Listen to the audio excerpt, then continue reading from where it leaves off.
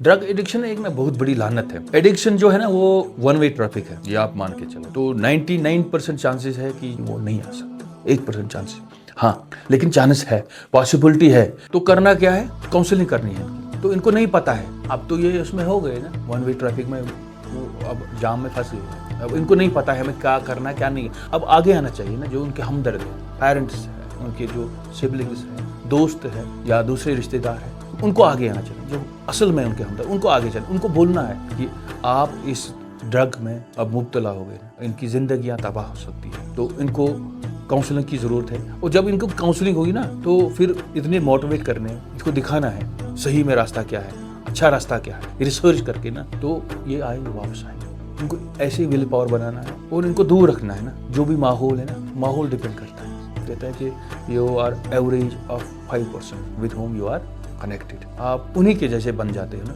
जिनके साथ आप रहते हो, तो उनसे दूर रखना है इनको, कोशिश करनी है। अमेरिका की बात करिए, इतने सक्सेसफुल कंट्री है, वेनेजुएला वहाँ पे एक स्टेट है, वहाँ पे अगर आप देखो ना, पूरी वो स्टेट तबाह हो चुकी है इस ड्रग की वजह से। ये जो ड्रग है ना, ये एक पूरी कौम को तबाह कर सकती है, वो एक पूरे माशरे को तबाह कर सकती है, एक खानदान को तबाह कर सकती है। और यहाँ मैं बहुत सराहना करता हूँ गवर्नमेंट की कि उन्होंने बहुत ज़बरदस्त कदम उठाए इसके ऊपर। जो प्रॉपर्टी है वो जब्त करते, और साथ ही साथ जो ड्राइविंग लाइसेंस है वो जब्त करते। तो ये होना चाहिए ज़रूरी। तो कंट्रोल करने के लिए जो भी बिदात होती है ना, जो भी ख़राब चीज़ें तो होती है सोसाइटी में, तो उनको ख़त्म करने के लिए ना ये ज़रूरी है। ड्रग एडिक्शन एक ना बहुत बड़ी लानत है, जो न सिर्फ इस बंदे को जो ये कंज्यूम कर रहा है ना ड्रग, ना ये सिर्फ उसको ख़त्म करती है, ये उसके साथ जो इन्वॉल्व होते हैं ना घर वाले, उनको भी ख़त्म करती है। ये एक इंसान को समाज में कोई इज्जत नहीं रहती है, इसकी मायाशी हालात भी उसकी ख़त्म हो जाती है, और सेहत तो वो तो ख़त्म हो ही जाती है ना, उसकी जो दूसरे जो रिश्ते होते हैं वो भी ख़त्म हो जाते हैं। तो किसी काम का ये नहीं रहता। यहाँ ज़रूरत है कि उसको वहाँ से वापस ले आओ। ये वन वे ट्रैफिक है, ये सही बात है, मैं भी इसको मानता हूँ। लेकिन अगर कोशिश की जाए ना, तो कुछ भी मुमकिन है। वो नॉर्मल अपनी लाइफ जी सकता है।